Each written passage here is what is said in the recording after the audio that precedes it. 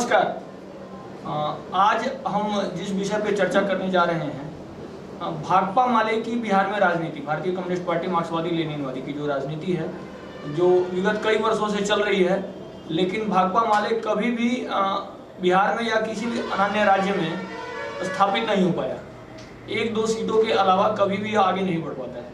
उसके मुख्य कारण क्या हैं और क्या विषय है, ऐसा क्या कारण है कि भाकपा माले आज भी स्थापित नहीं हो पा रहा है और आज भी 1 से 2, 2 से 1, चाहे झारखंड का चुनाव हो, विगत चुनाव झारखंड का विधानसभा चुनाव जिसमें माले की 1 सीट आती है, और चाहे बिहार का चुनाव हो जिसमें अभी केवल 2 विधायक हैं। तो इस विषय को इस बार जो प्रत्याशियों की सूची माले ने जारी की है, उसी से ये स्पष्ट हो जाएगा कि माले स्थापित क्यों नहीं हो पा रहे हैं। मैं ऐसा नहीं कहूंगा कि माले की विचारधारा गलत है या सही है, उसकी समीक्षा हम नहीं करेंगे। वो एक बड़ा विषय है और वो एक वैचारिक विषय है कि माले की विचारधारा गलत है या सही है।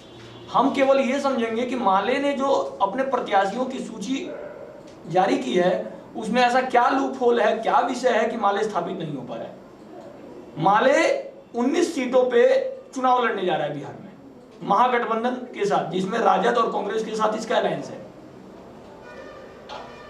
19 सीटों पे अगर हम गहराई से विचार करते हैं तो इन 19 सीटों पे, जिसको बिहार या पूरे भारत में तथाकथित सवर्ण कहा गया है, ब्राह्मण, भूमिहार और राजपूत और कायस्थ, इन चारों जातियों में से एक भी व्यक्ति 19 सीटों पर नहीं है। क्या कारण है? क्या आपको एक भी योग्य प्रत्याशी नहीं मिला सवर्णों में से कि आप इन 19 सीटों पर दे सकते थे?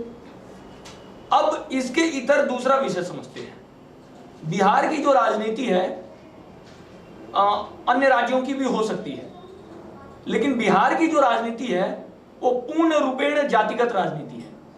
यहां 2 चीजें होती हैं, कैडर प्लस जाति। कैडर और जाति का जो सम्मिश्रण होता है, उससे प्रत्याशी को विजयश्री प्राप्त होता है।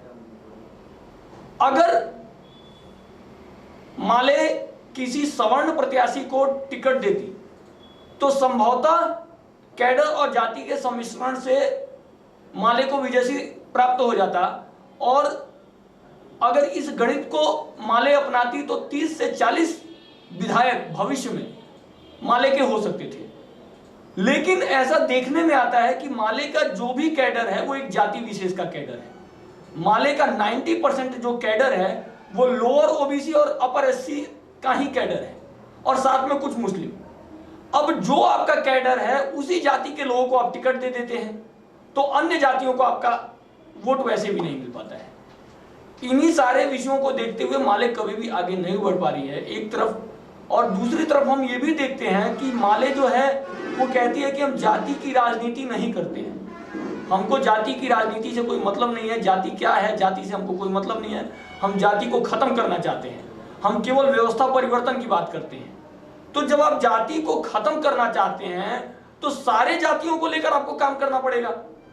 अगर आपका इंटेंशन जाति को खत्म करना ही है तो सारी जातियों को लेकर ही आप अपने इंटेंशन को अचीव कर सकते हैं। लेकिन यहां तो ध्यान में यह आ रहा है कि केवल स्पेसिफिक जातियों को पकड़कर आप जाति को समाप्त करना चाहते हैं, जो कि संभव नहीं है। अगर आपको अपना इंटेंशन अचीव ही करना है तो भविष्य में आपको सवर्णों को, जो तथाकथित सवर्ण है, जो पॉलिटिकल सवर्ण जिसको कहा जा रहा है, आपको तथाकथित सवर्णों को टिकट देना ही पड़ेगा अगर आपको स्वयं को स्थापित करना है। तो नहीं तो भविष्य में माले कभी भी स्थापित नहीं हो पाएगा। अगर माले, ब्राह्मण, राजपूत, भूमिहार जो वर्ग है, अगर इनको प्रत्याशी नहीं बनाता है, बिहार ही नहीं पूरे भारत में, अगर माले इनको चयन की प्रक्रिया में नहीं लाता है, चुनावी प्रक्रिया में नहीं लाता है, तो माले भविष्य में कभी भी स्थापित नहीं हो पाएगा। इन्हीं शब्दों के साथ मैं अपने विषय को